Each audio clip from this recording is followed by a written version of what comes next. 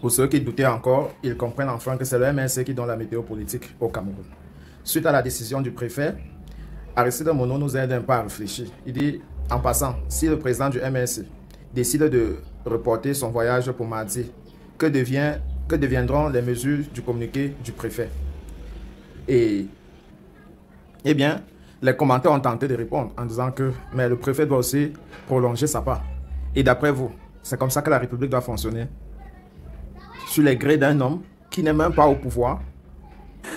Interdit aux motos d'entrer dans le quartier d'Edo samedi et dimanche. Ça chauffe très mal. Un seul mec fait bouger une république, ça chauffe très mal. Là, présentement, ça chauffe. Je suis dans la situation de la plupart des Camerounais qui vivent. Aidons-les à sortir pour que notre pays continue. Donc, le Sénégal nous parle, tout comme l'Afrique est dans une nouvelle dynamique. L'Afrique est dans une nouvelle dynamique. Nous ne pouvons pas être sourds. Je suis souvent surpris quand parfois certaines personnes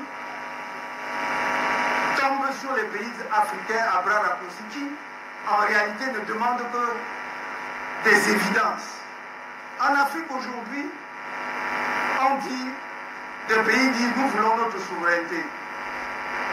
Et c'est comme s'ils avaient commis un crime. Mais je dis, moi j'enseigne aux étudiants depuis toujours qu'un des attributs majeurs de l'État sur le plan international, c'est sa souveraineté. Mais donc, pour qu'un État demande sa souveraineté ou cherche sa souveraineté et tout ce qu'il y a de plus normal. C'est pour cela que je dis, arrêtons de nous faire peur. On a dit pendant longtemps que nous ne savions même pas les chemins de l'histoire. Maintenant que les Africains essayent de frayer leur chemin dans l'histoire, ça devient un problème. Je crois qu'il est important que nous comprenions une chose, et une fois pour toutes. Il y a le panafricanisme ne doit pas être un mot qui écorche la bouche. Mais ça ne doit pas être seulement un slogan. Ça ne doit pas être quelque chose de formulaire. Ça doit être quelque chose de pensé. Et c'est pour cela, pour ma part, j'ai toujours dit, si nous, Africains, ne conçoivent pas le panafricanisme comme un projet stratégique, ils échoueront. Est-ce que vous me comprenez? Si ce n'est pas pensé comme un projet stratégique, ils échoueront. Un projet stratégique, c'est pas sûr, tout n'est pas sur les réseaux sociaux ou les plateaux. Si on n'a pas pensé ça comme ça, on échouera. Et c'est pour cela que et il y a eu de très grands théoriciens du panafricanisme depuis les Padmore, les Garvey et avant d'arriver même au Nkrumah. Et même à l'époque contemporaine, ces années-ci, il y a de brillants théoriciens du panafricanisme dont nous respectons la perspicacité de la pensée. Mais c'est un projet stratégique qui doit être pensé comme tel. Et c'est pour cela que moi qui suis profondément pragmatique, j'ai toujours dit, si vous pensez que vous allez vous laisser lever un jour ou un soir, vous retrouvez à Addis Abeba, et les 54 États africains votent une résolution pour dire nous sommes devenus un État fédéral, vous êtes trompé, ça n'arrivera pas. Je regrette, je voudrais que l'histoire me donne tort.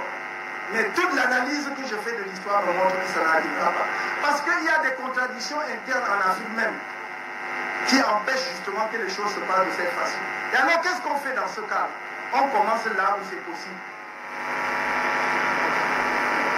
Et c'est ce que quelques États ont compris. Et c'est pourquoi je vous dis, soutenez les peuples de l'AES comme vous le faites.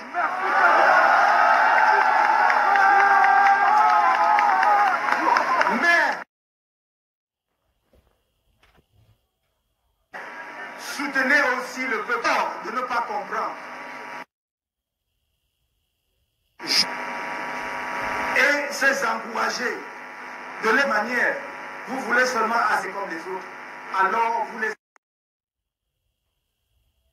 soutenez le peuple, soutenez tous les peuples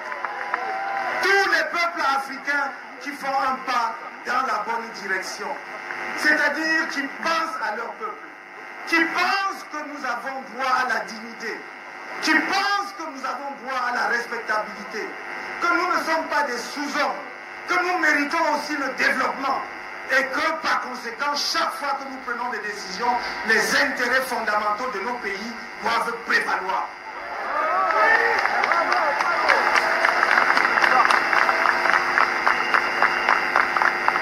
Quand j'ai dit cela, je crois que nous ne devons pas abuser du temps qui nous a été imparti.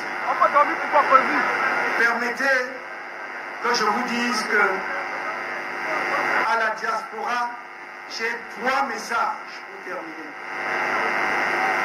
Le premier message, c'est que nous sommes dans la bataille ultime.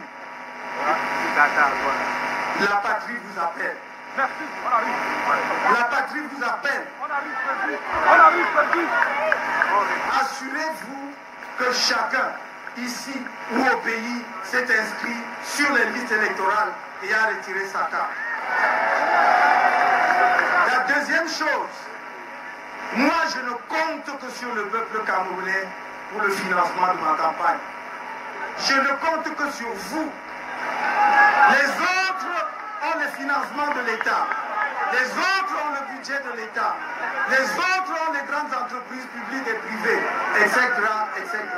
Moi, je compte sur le peuple camerounais. Alors, mobilisez-vous. Ce n'est pas tout le temps. Ce n'est même pas tous les 7 ans. L'élection présidentielle de 2025, ce n'est pas une élection comme celle qui se passe tous les 7 ans. C'est une élection qui joue les enjeux de l'avenir du Cameroun pour le demi-siècle qui vient. Et si vous avez compris, vous pouvez faire un effort exceptionnel. À circonstances exceptionnelles, effort exceptionnel.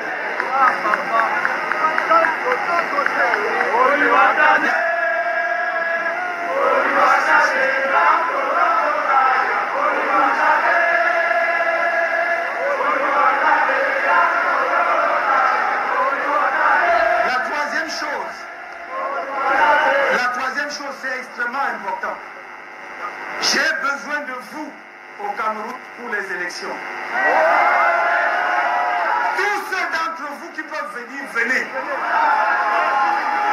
Tous ceux d'entre vous qui peuvent venir, venez. Qu'on contrôle mieux les élections.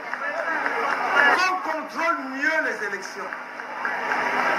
Tous ceux qui peuvent venir, venez. C'est un message extrêmement important que je vous donne. Vous avez encore 4 mois de grâce préparée. Venez. Je suis sûr que vous ne viendrez pas tous. Mais si quelques centaines viennent, ça nous aidera beaucoup. Venez pour qu'on organise les élections. Venez pour qu'on défende les résultats.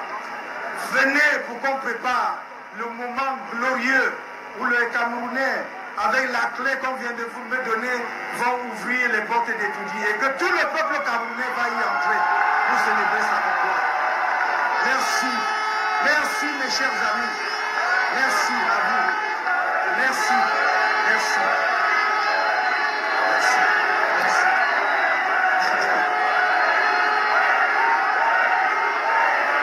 Je voudrais un dernier chant, un dernier tour de chant.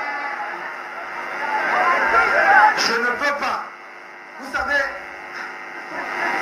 quand on est fan de quelqu'un, c'est quelque chose, hein, c'est totalement irrationnel. Il y a tant de personnes que j'aimerais remercier ici. Mais je dis, Richard Bona, tu ne sais pas ce que tu as fait aujourd'hui. Merci. Merci d'être là. Merci d'être là. Et l'histoire retiendra.